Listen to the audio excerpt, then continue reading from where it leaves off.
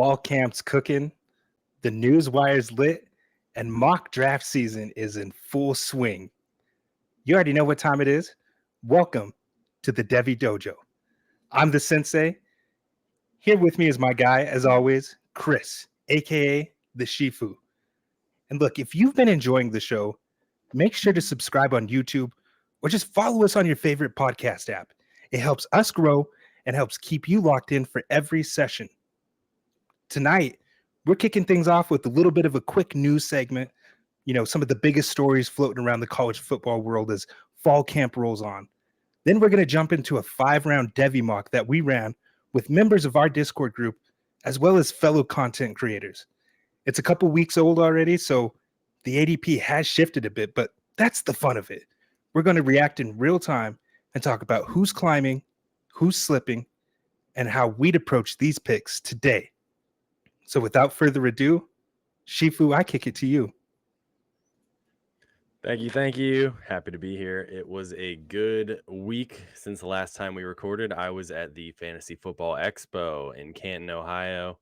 Just a quick hour and 45-minute drive for me here in the Western Pennsylvania. Got to meet a bunch of our network friends that I had never met in person. You know, we got to, hash it out and chop it up and stayed in Airbnb and had some shenanigans going on. So that was fun. I got the honor of speaking on not one, but two expert panels. So you are officially talking to a certified fantasy football ball knower expert panelist right now. So that was fun. Met a whole bunch of people, fans in the fantasy community, some of the legends in the fantasy world. So looking forward to doing that next year, hopefully with you this time. Yes, definitely. I will be there next year. 100% already planning on it. Getting ready to book the ticket now, actually, just so I have it ready. But I'm glad to see, Chris, that you sitting on an expert panel, two expert panels, didn't go to your head at all, right? You're clearly still very humble. How could it? I'm right. A humble man, right? Very humble. If there was it was fun though, yeah, really good time. Just in general, if you're listening and you ever thought about going to the expo, just do it, man. It was a good time, even if you just do it once. Definitely fun. Lots of people there, lots of networking going down. Good stuff. And now we're back firmly here to talk about fall camp as we approach week 0. I was like, whichever week isn't near one. We're behind. Yeah. Week 0 is coming up. So we're looking forward to that. And we do have some news to kick things off. I did follow up my promise to tweet out some fall camp news from the Big 12. So I did that earlier today. But there is a little bit of news. One of the things that I had covered was Dawson Pendergrass is out for the year. He had surgery on his foot, which means that we could potentially see some more work from Bryce in Washington, who is one of the certified #my guys this year. I love Bryce in Washington, and there's going to be a little bit more opportunity for him. So we feel really bad about Dawson not being able to participate this season, but that will open the door in the Devy landscape for even more of an ADP rise out of Bryce in Washington. Right. That's going to be the exciting part, man. And what a good call out by you back in our running back episode where we did the color belt tiered ranking system. That was a really good call. And I'm interested to go back now after this season and see exactly where we place him on those belts now, because I mean, realistically, he's going to look at like 300 carries right now without Pendergrass there. He's going to get all the volume. I just saw him go very, very high in a CFF draft. People are very excited about him, rightfully so. Yeah, and expectations are high in Waco, so there should be a lot of opportunity for him to on a pretty high-scoring offense. And that's basically the Big 12. We don't think of defense too often when we think of Big 12, so should be a good year out of him. Next up, we have John Gruden, one of the all-time favorite coaches. He's always been at the top of my list of people that you could have a beer with. Absolutely, it would be him. I need to get him in a bar, sit next to me on a bar stool, just talking ball with him. But he has said, quote, "I die to coach in the SEC." What a quote. Right now he's hanging out with Barstool. He's doing his thing. He's got me feeling nicey. Yeah, he's got a nice little brand going for himself. But obviously, as ball watchers, we would love to see him back on the sidelines, especially coaching the young men of the SEC. I think, man, he would be so fun to watch, like as an offensive coordinator. I don't know how well he'd do in like recruiting as a head coach in college football, all the other stuff that comes with that. But man, just let him coach offense and with these guys. I think it would be pretty fun and good for the sport. But I don't know how realistic it is that he would just be an offensive coordinator. Yeah, I don't think that he's at that stage in his life, right? You got to run the ship or not. There's a lot of these guys that I see floating around every once in a while when I'm looking at training camp news or fall camp news or wherever. You see a guy like Rob Ryan right now is a defensive coordinator. I can't remember where that's at. Is that Arizona State? Am I right about that? I don't even know. But you see these guys that and you're like, wow, or like Chip Kelly is a good example. Obviously, he just won a national title, but these guys are just big names, but Gruden's a giant name. I don't see him doing anything other than being a head coach, but I'm sure he would like to coach in the SEC, as he's told us. And that would be fun for us. I'd love to see him back on the sidelines. We also want to talk a little bit about some quarterback battles that have been going on. We alluded to them recently in some of our episodes. First off, we have Ohio State.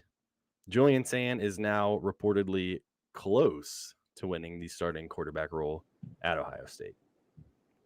Wow, what a difference a week makes, right? Just last week we were saying, what's wrong with Julian Sand? That was the title, yeah. What a difference a week makes, man. So I mean, good for him. That's exactly what we projected and predicted. Good for him. Go out there now. Now you got to prep for Texas. So pretty big opponent there, but thankfully you got Jeremiah Smith to throw to. So it should be good. You got to temper your expectations like we talked about last week, but this is what we wanted, and this is what we're going to get, it looks like, in just a couple weeks against Texas. So he's going to go right into the fire as the starting quarterback, assuming that is officially going to happen. Down in Alabama, Ty Simpson has officially been named the starter. No shock there, really. No. We didn't think Keelan was going to come as a true freshman and take over that job, but this could potentially have an impact on some of those Bama wide receivers. Yes, sir. Yeah. I'm getting pretty excited about Ty Simpson. Just the pure value that he provides. We're gonna break down this mock draft that we did, and spoiler alert, Ty Simpson was not taken in it. So I mean, I think you could do probably a much longer rounded mock draft, and you still probably wouldn't see him drafted even in 10 rounds. So I think he could potentially provide a really good value later. So I'm excited and anxious to see how he plays. I mean, you got Ryan Williams there to throw to as well. Again, we've highlighted all that. I don't think he's like the biggest rusher, but throw him in on some of those zone reads. I think he'll get you some first downs, and he can operate the offense effectively. And I think he's going to be pretty good. Yeah. So the Keelan hype will have to wait at least another year, unless there's anything catastrophic that happens, or if Simpson is just really not good and they decide, let's see what he's got. But I don't see that happening. They usually know what they're doing down in Bama, so most likely we're seeing a full season out of him, and we'll see how far he can take him. And over in Notre Dame, another quarterback we've discussed recently, CJ Carr, is not looking like he's going to win the battle. We did allude to this too on a recent episode, but Kenny Minchie seems to be the certified favorite in Notre Dame right now to win the starting job against Miami in their season opener. So another one that's going to be going right into the fire. That should be a pretty good game. Yeah. They're saying, I actually just read a report today, Chris, that said CJ Carr still has time to catch up and earn that starting job. But obviously there's not very many practices left. So he's really got to take advantage of this opportunity that's presented to him right now with these few practices that are left. And I mean, we'll see what happens. But, a couple of weeks ago, I said, pencil it in. CJ Carr is the locked in starter. And then, this is how quickly things can change in Devy. So, and this is just fall camp time. Yeah. And we've seen, corresponding ADPs and different mocks and, in the general landscape of things rising and falling based on all this news. So, if you're in any late starting college football drafts, bump up Simpson and Minchie a little bit, because it looks like they're coming out with the starting job.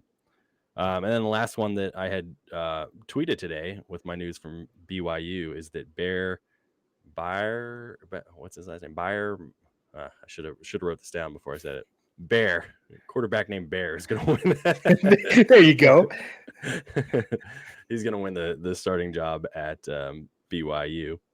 So another one. I know that they had a 3-way quarterback battle there, and it seems that he is the favorite now. And in non-quarterback news, the AP poll was released this week, and Texas is number 1 on the preseason AP poll for the first time in Texas football history. Yeah. Yeah, that's pretty cool, man. They said like narrowly beat out your Penn State, right? By like 5 points. The closest preseason AP poll since like 1995 I saw. So pretty exciting stuff. And I mean, and if you're just looking at that poll, it really speaks, I think, to the parity of college football right now. It's so logjam there at the top. I mean, you could see any of those guys realistically being national champions. So pretty exciting times for the sport of college football, I think. Absolutely. And shout out to my boy Zandy. He's a big Texas fan. And, Texas has been kind of going through it lately. But, yeah, if we do this, it's okay. But if you do this, it's going to be the YouTube filter, right? So don't want the horns down. So that's all the news we had. Just a couple quick blasts for you as you're keeping up and get ready for the college football season as we are. And without further ado, we will jump into our mock draft we did recently, a 5-round mock draft. We're going to display them 1 round at a time. Shout out to the people in our Discord, Empire of the Elite, who have helped with this. We also got a couple of our favorite people in the Devy world to join in on this one as well. So looking at the first round, 101, a shocker, Jeremiah Smith. No surprise. Yeah, there. I mean, yeah, no surprise, right? Shocker. Jeremiah Smith goes 101 in darn near every format. Absolutely. And he should. And I think Arch Manning should be the 102 as well. You know how I feel about that. We've got different people with different takes on the quarterback landscape, who's number 1. But I was talking to somebody about this at the Expo. When the consensus is one guy, and in this case, Arch Manning, you just gotta have him there because you know that he's going to have value no matter what. So even if you personally believe that, DJ's the better prospect, or Lenoris is the better fantasy prospect, or whatever, realistically, you're going to get the most value right now by just going with chalk and drafting Arch Manning at 102. Yeah, and I mean that's a good point. I mean, just the name value alone is what presents itself, and that's the asset that's going to continue to carry value. And I mean, realistically, when have you ever seen a Manning be bad? I mean, he's got the bloodline. He's waited. He's got Coach Sarkisian calling plays for him, who I believe is the best play caller in all of college football. So a lot of good things working for him. He's got great weapons all around him. Locked and loaded, 102, easy. And he's not my Devy 1. He's not my quarterback 1 in Devy. But like you alluded to, you have to take that value when it presents itself. Absolutely. What's your take on the? You said the Mannings have never been bad. What's your take on Eli Hall of Fame? I mean, he won 2 Super Bowls, right? I think 2 very good teams. Yes, 1 was an undefeated team. I mean, obviously it's a team sport. He didn't take down that team by himself, but in those playoffs, he played really good, and you cannot discount that. I don't know what his stats look like overall for his career, but I think you can make a case for it. I mean, Terrell Davis for the Broncos only played 6 years, and he made it to the Hall of Fame. Sometimes it's about the impact and the narrative of your career and how you played in that postseason. So I think he absolutely has a case for it. Yeah, I think regardless of whether you think he's worthy or not, he's definitely going to get there. It's just a matter of time. Maybe not, first ballot or whatever, but he's gonna make a name for himself in the Hall of Fame, which you can see, just like I did with our friend Ben. We went to saw all the busts and all the cool stuff. This year they had a whole section at the end of the Hall of Fame for the first time. The lady was telling me, for the Super Bowl winner, and of course that's the Philadelphia Eagles, a team that I happen to root for. So yeah, I'm sure you were a happy man. It's a great weekend at the Expo. Yeah. Moving on. 103, Lenoris Sellers, followed by Ryan Williams and DJ Lagway to round out the top 5. Again, I don't see much nuance here. It's kind of like pick who you want. I was the guy who ended up taking Lagway at 105. 105 is a tough spot, I feel like, because you have to start to plant your flag a little bit. Yeah. And you're so high on DJ Lagway, and obviously I like him as well. For 105 in a mock, I was like, I'm just going to take him there because I think he's got the best upside of any of these guys, in the first round that haven't already been selected. And that's kind of ultimately what I determined at the 105 position. But I could see why you might go with a guy like Tyson or Coleman there. Yeah, I'm right there with you, man. I think pretty consistently in all the mocks that we've done, this is about the range that you'll see DJ Lagway go, and I'm okay with it. I would have made this pick too as well. Obviously, I'm very high on DJ Lagway. I think he's the best option right here that could potentially be a 101 in a Devy startup going forward in the future. So definitely would take him with that upside. We love his weapons. They got a really tough schedule. So, I mean, we'll see. Obviously, he has the durability concerns now. Like we mentioned last week, that's always going to be a talking point with DJ Lagway at this point. I'm not too concerned, but we'll see. Some people are very, very concerned about that. One thing I did find interesting about this first round, Chris, is right off the rip here, 3 out of the first 5 picks are quarterbacks. Now, in our quarterback episode, we talked about them being like water, right? They have that title shift in value. So we could definitely see this as the season progresses, we could see these guys start to lose value very quickly. Or by the opposite token, we can see them gain value too. It's very unpredictable. So I am always hesitant to see so many quarterbacks go this high in a startup just because of the variance of their value. But I can't fault anybody for taking them. Another thing that I found interesting, look at this. 4 out of these first 5 picks are out of the 20. They're eligible for the 2027 NFL draft. 4 of the first 5. That's assuming Lenore Sellers declares in 2026. If he stays in school, that would make it 5 out of 5. Yeah, that's a good point. And I've discussed this recently as well. This is the year that if you are a contender in Dynasty, it's a good idea to move your 26 picks. The 27 picks have jumped 26, I believe, at least the first round in KTC, which isn't always the best, use of analyzing value, but that is where the overall consensus is right now. So there's a good reason for that, right? These are 27 guys that we're looking at here. 26 is a much more bleak outlook overall. And that's the reason why you see these guys all coming off the board early in a startup Devy mock. I will say for the people that are on YouTube, you can see this, but for the people listening on audio, in the first round, there was only one other quarterback taken. So exactly to your point, there's an opportunity maybe to mid-season. You're going to be really happy if you're at the back end of the first or mid-second or something, taking a guy like Nussmeier or Klubnik or Aller or whoever as their stock continues to rise. You're exactly right. They could be moving higher and higher up people's boards. And proximity is something that we do typically value. We just talked about the overall talent of 2027. But I think proximity is why Jordan Tyson went 106. I know he's your wide receiver 1 of the incoming class for rookies. And I think that's a perfect spot to take him. Cam Coleman, I think, is probably more consensus pick there, but you're going to have to wait a little bit longer on him. Whereas Tyson has just been absolutely balling out at fall camp. He makes some highlight catches, and he's got a great connection with Levitt. So I can see him just stock absolutely rising to the point where he's going to be one of the top people off the board in rookie drafts next year. Absolutely. And we both know the man that chose Jordan Tyson right here at 106, right? That's Spencer from Devy Planet. You guys should definitely check them out. They put out awesome work. He's talked a lot about Jordan Tyson. And he might be higher on Jordan Tyson than I am. And I've said he's the wide receiver 1 of my heart right now. So for this man to just put out that love, it really shows how much he enjoys him. And I mean, there's a lot to like, right? He can win at all 3 levels of the field. He's got a great production profile, great chemistry. Like you said, with Sam Levitt, those two just lit the college football world on fire. Definitely predict that to continue on this season.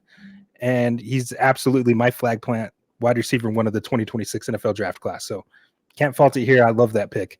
I'm a big Cam Coleman guy. And if I was on the clock, it would be a choice, but definitely that proximity to the draft might be the determining factor for me overall, because I think as a prospect and just a pure talent, I do think that Cam Coleman is the better talent. Yeah, I would tend to agree there, but it's 6 one way, half dozen the other. They're both going 106, 107 here, and pick your poison. And I totally understand why Spencer did what he did. So obviously Cam Coleman goes 107. to our friend Jay Stein. At 108, our friend Josh selected the first running back, Jeremiah Love. There's been a lot of talk about Nick Singleton potentially being the RB1, but the consensus, I think, is that Love is the number one running back to own in Devy right now, and I think there's good reason for that. He absolutely balled out last year. He's got great pass catching chops. I think he's going to be an awesome pick if you can get him at 108 in any Devy startups. Yeah, I mean, what a value. Cool. Oh, yeah, for sure. And I've seen him go a lot higher than that, too. Mm-hmm. We have TJ Moore, Ryan Wingo coming in at 109 and 110. This is where you're starting to get a little bit more of the, again, take who you want kind of thing. You know, where are you going? Because you could easily have gone with a Nick Singleton here. You could have gone with one of those quarterbacks we were just talking to, and you end up with two wide receivers at the back half here of the first round. And I can't say anything wrong with that. We've discussed about how wide receivers are the best way to build your Devy roster. So when you're in a theoretical startup, you want to start with those guys that you think are going to carry the most value year over year. And that is definitely TJ Moore and Ryan Wingo. Yeah, and I mean, we predict both of these offenses to really just take off this year, right? We got my guy Cade Klubnik throw into a trio of good wide receivers there in Clemson, TJ Moore being one of them, obviously Antonio Williams and Bryant Wesco the other two. So love that pick. I'm over the moon for both of these. Like, these are two of my guys. So I love Kevin Coleman's pick right here at 110 to Ryan Wingo. That's a guy that, you know, if you compare his ADP in startups last season compared to this, I mean, this is the guy that was going 104 for a lot of people. He was probably, for most people, in my circle, I would say he was wide receiver 3 of his class last season. And so to see the value that you can get on him now, when he's projected to be Arch Manning's top target, and reports out of camp right now are just today, actually, there was a report that just said he's crushing it. Of course, the chemistry that he already displayed in a limited sample with Arch Manning has me so excited. They do kind of use him in a little bit of a gadgety role, which is exciting if you play in C2C or CFF. I really like him in those formats this season as kind of a sneaky value. But in Devy, man, I definitely love taking him here at 110. Just snagging up that value and the talent that's right there. I mean, you got a chance to get Arch Manning's number one target at the 110 at the end of the draft, at the end of the first round, excuse me. Absolutely. Yeah. And we love the Texas wide receiver core. They got a lot of young talent there, and it's going to be fun, as we assume, and has been now officially declared by Archie Manning. We think Arch is going to have 2 more years in college football, which means he's going to have awesome receivers to throw to for the next 2 years before he finds his way to probably being the number 1 overall pick in the NFL draft. Which I love that, by the way. I just love the route that these Mannings take. Sit down, learn the system, develop, keep your head down, and now it's your time. Like, he's been developing and he's been prepping for this whole time. Hey, we get to see a big noon kickoff, man. Absolutely. I can't wait for that. It's a factor anymore. You know, I don't think it ever would have been a factor, I should say, but he's going to get paid a lot of money just to go back to Texas. So it's not like you're losing. You know, in the past it would be, oh, well, what's the chance of my stock going up or down, or vice versa, or do I not want to get hurt?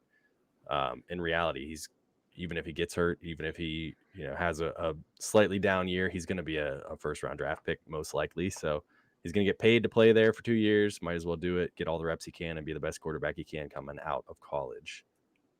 Wrapping up our first round, our friend SC took Garrett Nussmeier, the gumbo gunslinger, and then you were at the turn here, and you took my boy Nick Singleton, which I think is a really good value at the end of the first round.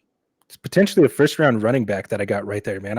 I'm right there with you. He's neck and neck with Jeremiah Love for me in terms of being running back 1 of the 2026 NFL draft class. I right now would just say 1B. Like, they are neck and neck. I think we could have another year where we see 2 first round running backs. I'm not planting my flag and saying that as a fact. I'm just saying, as of right now, I would not be shocked at all to see that happen. So, I mean, to get a guy like that, the 112, when you're playing Dynasty, when you are playing Dynasty and you get these first round running backs hit your roster, that's gold, because you know what they're going to do. Typically, rookie running backs are going to produce at a high level immediately and give you some good points. So lock that in, man. Give me all the Nick Singleton. Yeah, and I love him. And it seems like in general in the NFL, the running backs are having a bit of a revival. We're seeing guys get paid just this week, Kyron got paid and James Cook now got paid. It's moving a little bit backwards, but also forwards in the way that NFL offenses are utilizing running backs. So we like to see it, man. I think fantasy football is more fun when you have a million good running backs and you don't have to worry about, well, this guy's catching, he's getting 35% of the snaps, so he's going to be my 12th round pick or whatever. Just Right. load them up, man. I want tons of running backs, and we got another good class coming out this year. I think, we've talked about it being a down year, but I like a lot of the running backs specifically that are coming out in 2026. So that was a good pick for you there at the end of the first round. So we'll see how you started off the second round. The polar opposite. You took a freshman wide receiver, Dakorian Moore. What was your thought process there? I just wanted to lock down a young guy. I had seen him go much higher in recent drafts, and I was a little shocked to see him there, especially with the opportunity that now presents itself. I hesitate and I pause to put him in this conversation, but he does have a lot of the same opportunity that you saw last year with guys like Ryan Williams or Jeremiah Smith. I'm not saying he is that he is those guys, but he has that same opportunity. And he's just a damn good wide receiver. I really like his skill set. He's not the biggest guy, but you wouldn't know that. He's able to go up and go get the ball. He can win in a lot of ways. And I do believe in Dante Moore. At least I believe in that revival there in Oregon. And it's going to be the more to more connection. And I'm anxious to watch my Big Ten rival. And it's going to be a little weird to kind of be rooting for Dakorian Moore, but I'm excited. I just had to take advantage of the value. Definitely thought of some other guys that went like immediately after, and Bryant Wesco, pondered Nick Marsh, Darius Taylor. All these guys would have been good options, but I wanted to lock down Dakorian Moore right here.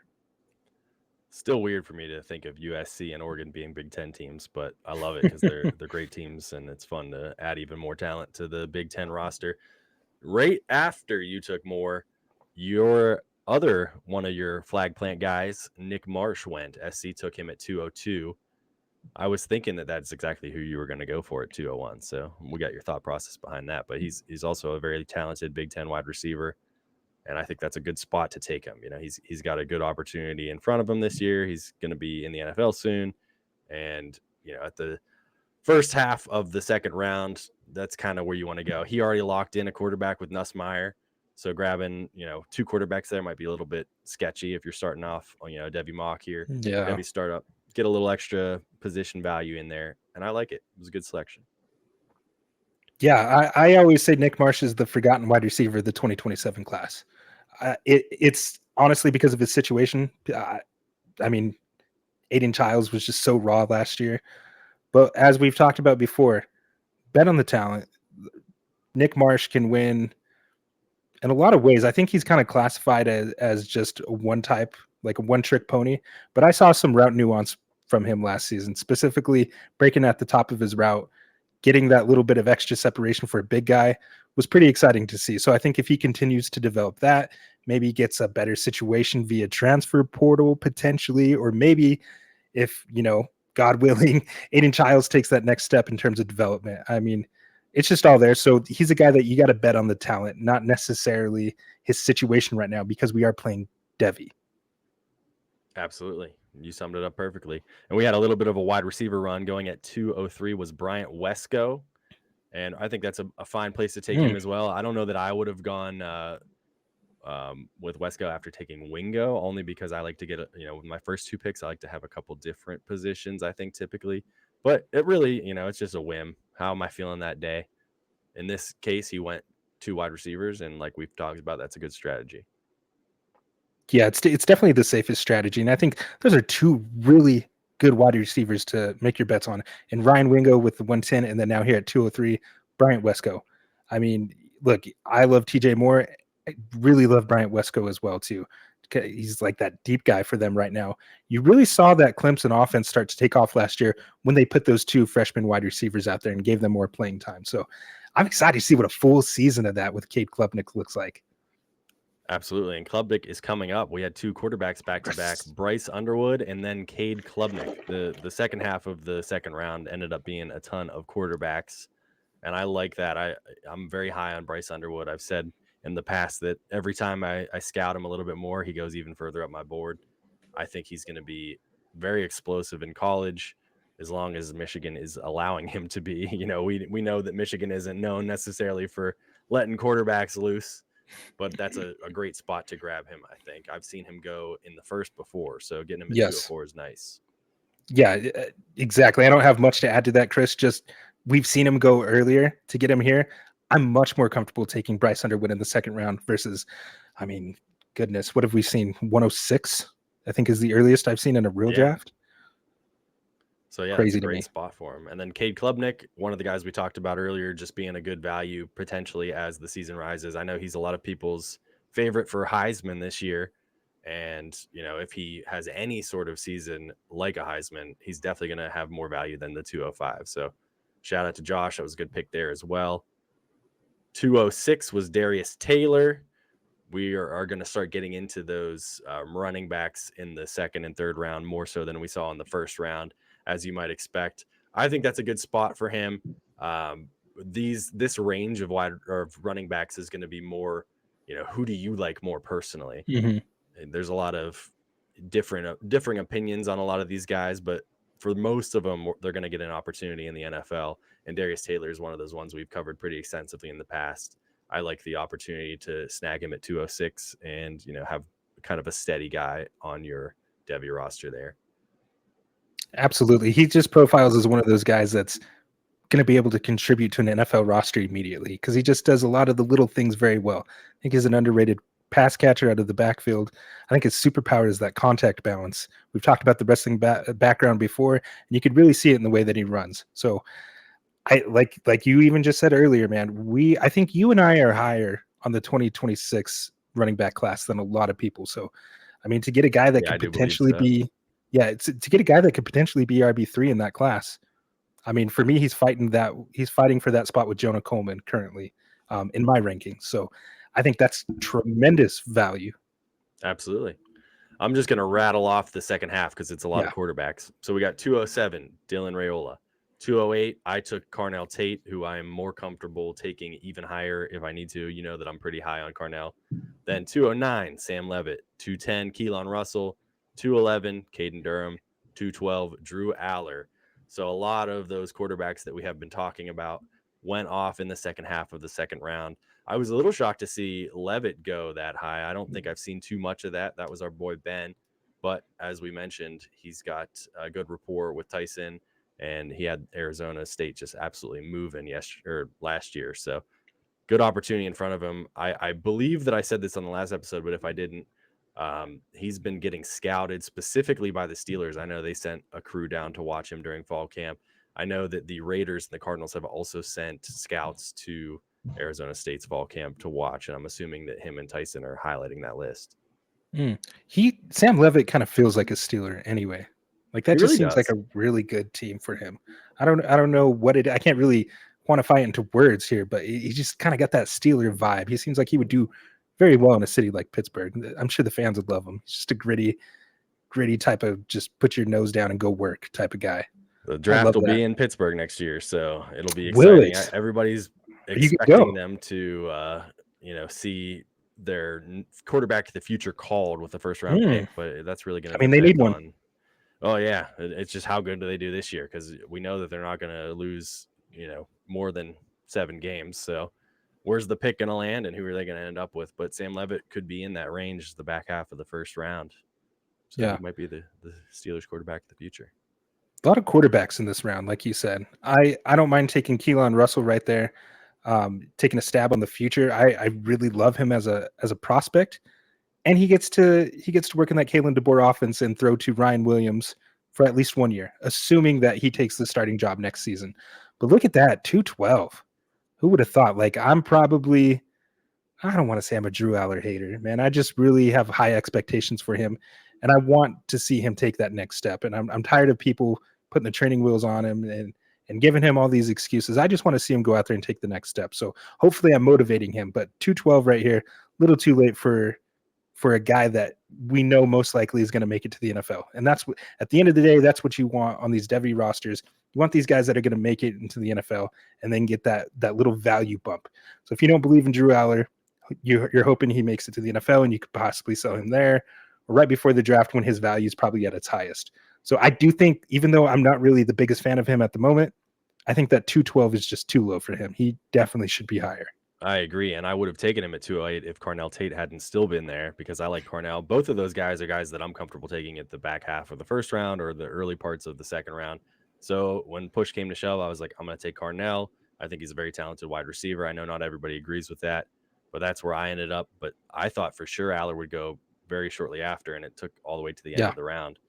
I think he has the safest floor of all of these quarterbacks realistically. I think there's a no doubt that he's going to be at worst a day 2 pick next year. Yeah. But, it's just a matter of differing opinions on these quarterbacks. Like if you're taking Keelan Russell ahead of him, obviously you think there's a higher ceiling long term. And I can understand that. That might be a little bit higher for me to take Keelan Russell, but I get it. This is Devy. You want to take the guys that you believe in, and that's what we're playing Devy for, really, right? You want to be able to say, I had that guy. That guy's been on my team for a lot longer than you've even thought about him. So I love that. That's the fun part, man. That's what makes it so great. Of course, is the last running back that was snuck in there. And that's a fine spot for him. We talked about that. These running backs are going to be differings of opinions. And I like Durham. I know that you love Durham. So yes, 211, great spot, especially if you're playing in like a C2C or something, because he's going to get you some points right now. Oh, yeah. He's for a lot of our friends there, like Spencer from Devy Planet, said he's his RB1 for 2027. I'm right there with him, man. I love Caden Durham. He's my most owned Devy player currently at the moment. I have so many shares. I have so many shares of Caden Durham. You have to sell some to me, I think. Here is our third round. So wrapping back around, Fosbury ended with Drew Aller and then started the next round with Nate Frazier. And as you can see, there was there was one quarterback at the end of the third round. Dante Moore went, but this was the running back round. And most of them are guys that have already been playing. But I really like what we've seen here, because this is where I'm absolutely just hammering running back right now. Because as we said, a lot of these 2026 guys we're a little bit higher on than others. But yeah, Nate Frazier to start the round, Denzel Boston at 302, Harlem Berry at 303, Antonio Williams at 304, Bryson Washington at 305, and Mekhi Hughes at 306. That's the first half of the third round, with 4 running backs and 2 wide receivers. Dude, the first thing that comes to my mind when I'm looking at this third round is this is the value round right here. There was so many picks that I saw here, and I said, wow, what a value. Ooh, look at that. Look at this pick. Look, Nate Frazier could easily push for RB1 in 2027. I'm over the moon for him. Got Antonio Williams, who has a chance to push for wide receiver 3 in the 2026 draft class, and obviously is in a very good offense this year at Clemson, and could definitely get that production profile up even more and really vault his stock. You got Bryson Washington, who we talked about at the top of the show in the news segment, looking at 300 plus carries right there. And Mekhi Hughes, again, a guy going to Oregon, transferring this year from Tulane, getting a great opportunity. And he's just like a Big Ten back, just one of those big bruisers. Really excited about him. So just right off there. And then if you continue on, you got Eric Singleton, Isaac Brown, Mekhi Lemon, who's another guy that can push in 2026. Jonah Coleman right there at the end. This round, to me, provided the most value overall with all these picks. Absolutely. And I had to take Bryson Washington, because he was highest on my board. He's one of the certified my guys, but also because I was drafting right next to Spencer, and he's the other Devy ball knower who is very high on Bryson Washington. So it was fun to snipe him. I think I even called him out after I was passing it to him. You did. Sorry, man. Got to take him. But he took a guy that I would have taken if Bryson wasn't around, which is Mekhi Hughes. I think I'm comfortable taking Mekhi Hughes a lot higher than all of these other running backs who have gone. I really like the opportunity in front of him. Naturally, he played at a smaller school, but he's going to get a chance to really ball out at Oregon. And I'm super, super high on him this year. So I think that was a great value pick there at 306. But you're right. I mean, a lot of these running backs, these are the guys that we're all excited about, whether they're 26 or not. Frazier, Harlem Berry, we talked about him in our Freshman Fever episode. Isaac Brown's a guy who was on your belt tiers that we really like. James Peoples is one of those guys who I've been taking a little bit later in Devy mocks and Devy startups. But at 310, that's not a bad value for him, right? No, and then for a guy that that was you that took Jonah Coleman at 312. And that's ooh, how did he make it there? I could not believe that. Yeah, I could not believe that. He's my early RB3 in 2026.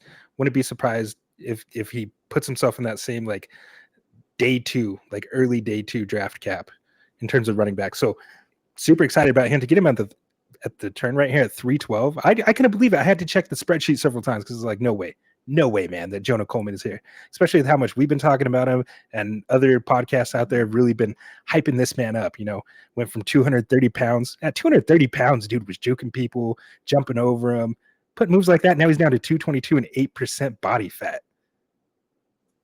Yeah, that's awesome. I love Great that, value man. at 312. Yeah. Looking at these wide receivers, we had Boston, we had Antonio Williams, Eric Singleton, Mekhi Lemon, all great values as well. I think, naturally, not everybody can be a great value, but I like these guys as targets in the 3rd round. Lemon's a guy we've talked about pretty extensively before. Singleton's a guy who's been rising up a lot of people's boards after all of the work he's done at fall camp. I talked about him maybe even on our first episode. I don't even know. But I've really liked Eric Singleton for a while. So I like that value there from Jay at 307. And Antonio Williams and Boston are 2 of those guys who seem to be higher end names that you hear a lot in college football world and Devy landscape. So seeing them go in the 3rd, especially behind a couple of these other guys, early 3rd, not a bad spot to grab them for sure. Yeah, absolutely, man. I'm really excited to see Eric Singleton now. The fall camp hype videos got me. He was running the little drill versus the defensive back one-on-one, which 10 out of 10 times, by the way, the wide receiver is going to win those reps, but still exciting to see nonetheless. He's got, reported 4.2 speed. I mean, that was from high school, and it I don't know if it was laser timed, but he's fast, and that's all that matters. I think that if you have Perry Thompson take that job from Malcolm Simmons and line up on the outside, Cam Coleman on the other side, if you can get Eric Singleton to play in the slot, he will feast in that, and I would be just thrilled to see him in that role. Shout out to my guy Tom. He was telling me last season Malcolm Simmons kind of played that role, and I don't think that really fits his skill set. It's kind of a head scratcher. Like, what are you doing out there, Hugh Freeze? Maybe he didn't have the personnel, and now he has the guys out there that he can put 2 trees on the outside. If Perry Thompson is truly learning the offense like they say, and you could get Eric Singleton on those matchups with linebackers. I love that, especially in a Hugh Freeze offense. Absolutely. And I know that the biggest question for you is whether their quarterback's going to do enough to get him and Cam the ball. But yeah, I think he's got a lot of good opportunity ahead of him. And he also has the best head of hair in this 3rd round. He's got that kind of zany, long dreads and everything going off there. I love it. Then the only quarterback taken was Dante Moore, and I'm just going to chalk that up to SC having a little bit of an Oregon bias. I mean, I can't fault it, though. I do like Dante Moore. I think he probably could have waited a little bit, maybe at the turn here, but I mean, get your guy, right? Dante Moore has a chance to really vault his ADP with a really good season this year. So absolutely. On offense, you're going to get the ball out quick. You got playmakers. You got Dakorian Moore there at least. We'll see. We will see. And then after your lovely Jonah Coleman pick, you started off with another one of your guys, John Mateer, which I think is good value there too.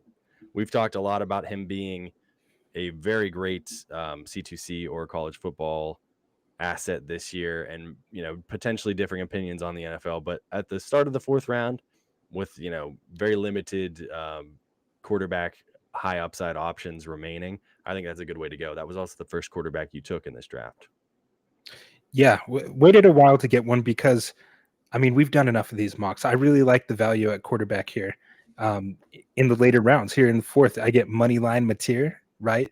Boomer Sooner out there with these with this new offense. Well, an offense that he's been in, but new to Oklahoma. So I've talked a lot about Mateer. I don't need to do that, but I loved it right here at 401. I did contemplate Julian Sayin, but of course, when we were doing this mock, this is when Julian Sayin was not really doing too well in camp, right? They were saying, what's wrong with Sayin? Well, we were saying, what's wrong with Sayin? We were definitely saying we were saying it's because it's fun, man. It's a catchy title, but so you definitely saw his value go down. I decided to go with my guy, Mateer there. And then right after, the guard that I thought about taking right there, Dallas Wilson, who you will not see Dallas Wilson go in the 4th round nowadays. That ADP's gone up a little bit. I took him in a couple of depleted Devy drafts recently. I think there's some people that are still sleeping on him, which, Hmm. I don't understand it. A lot of people are singing his praises, and that's a great spot to snag him up. We got a lot of these freshmen here in the 4th round. So it went Mateer, Dallas Wilson, Usmane Chroma, Julian Sayin, Jerome Miles, and Bo Jackson for the first 6 picks in the 4th round. And I like that. This is a great spot, especially if you know that you're only getting 5 rounds out of the thing. You just got to start taking those high upside picks whenever you start to really believe in them. And I think that's a good spot to just, plant your flag, take your guys. So a lot of younger guys there, perfect spot to take them all. And we've covered all these guys before, so we won't ream on too much about that. Second half of the 4th round, Jacoby Lane, taken by our guy Spencer. Then Katron Allen, I took him, of course. CJ Baxter, Jaden Greathouse, Justice Haynes, and Eugene Wilson. And we've talked a little bit lately about Justice Haynes being a potential sell.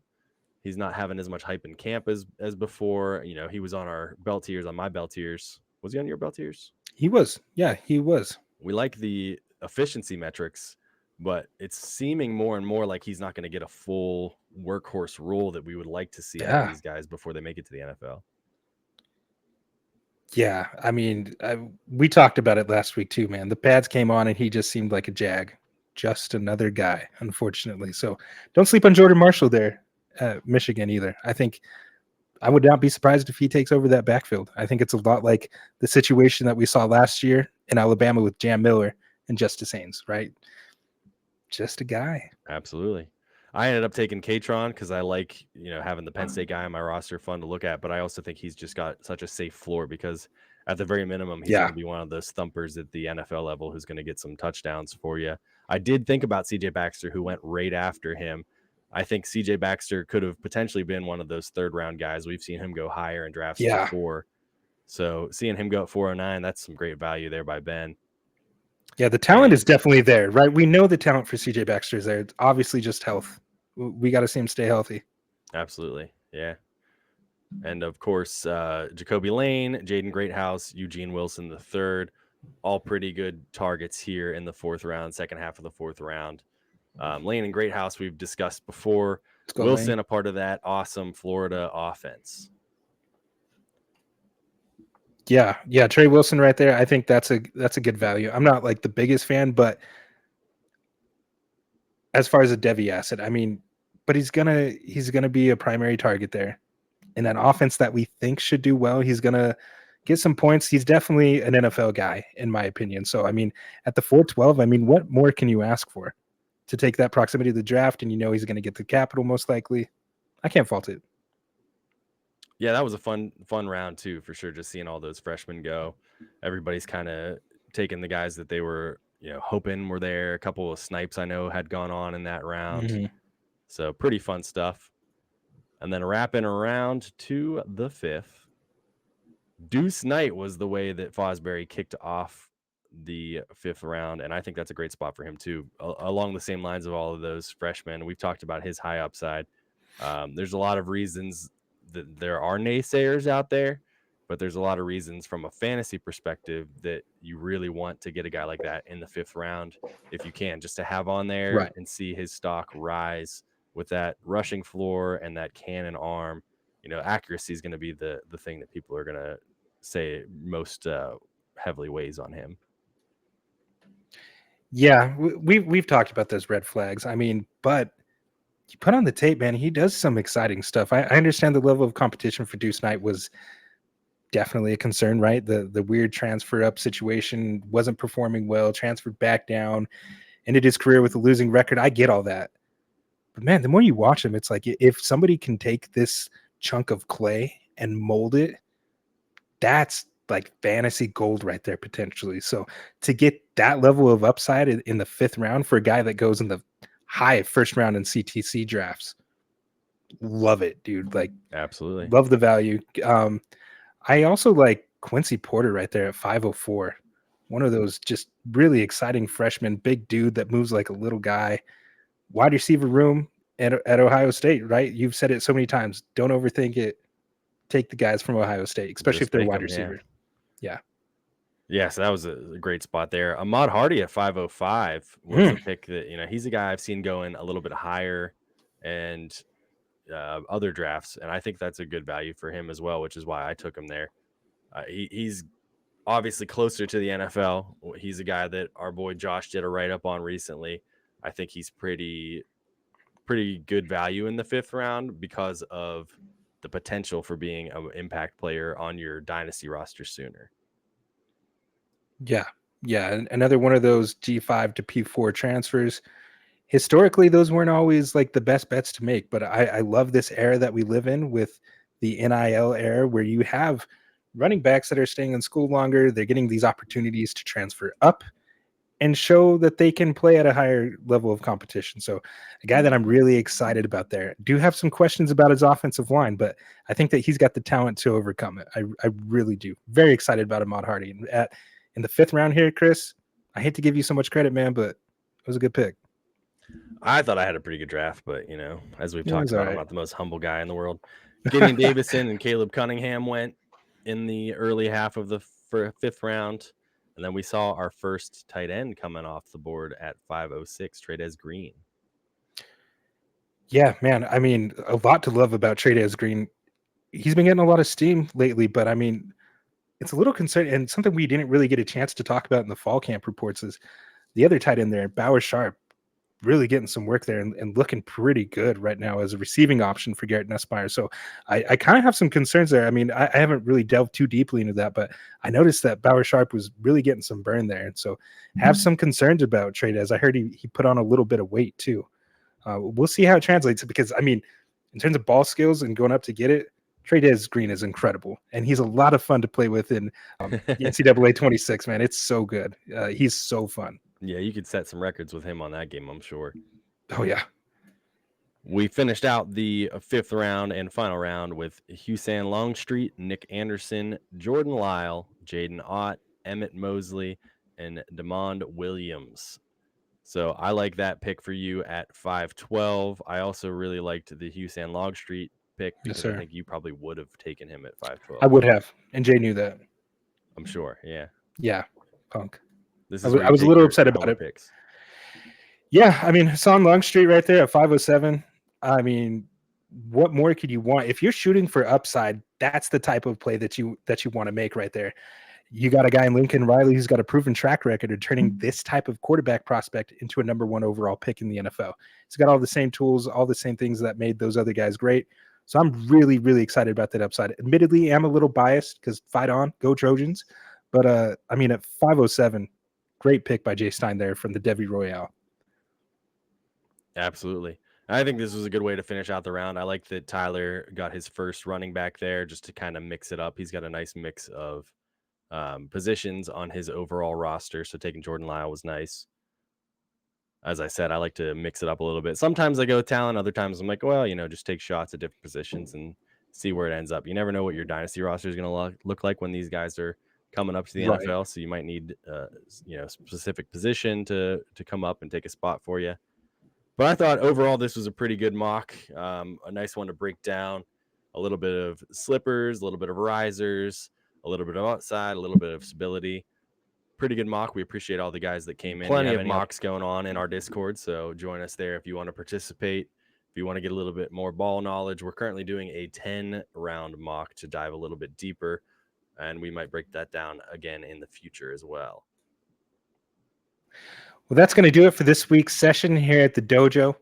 Look, if you learned something new, you got some value, or you just enjoyed hanging out, hit that like button, subscribe on YouTube, and follow us on your podcast app so you never miss an episode. And don't forget, the free Discord is the best way to connect with us. Join future mocks and just talk to other ball knowers. You can find a link in the YouTube description or head over to my Twitter at Empire Elite. I got a link tree there with it all right there. Everything you need to know. Everything that we're doing is all right there. Now we want to hear from you. What picks stood out to you from tonight's mock? Who do you think is over or undervalued right now? I want you to drop your thoughts in the comments or in the Discord, and let's keep this conversation going. Because me and Chris, man, we're cranking out Devy content every single week. Next week, we're going to be spotlighting our favorite Devy sleepers, and we're going to be previewing week 0 because we got real football on the horizon. Thank God. We will see you next week in the dojo. We are here. FantasySportsAdvice.com, offering the best fantasy sports social media platform. Why join endless Discord communities or the trolls of Reddit? Fantasy Sports Advice is a community designed to help you win with 24/7 support. Go to FantasySportsAdvice.com and become a pro member for unlimited access. Again, go to FantasySportsAdvice.com today.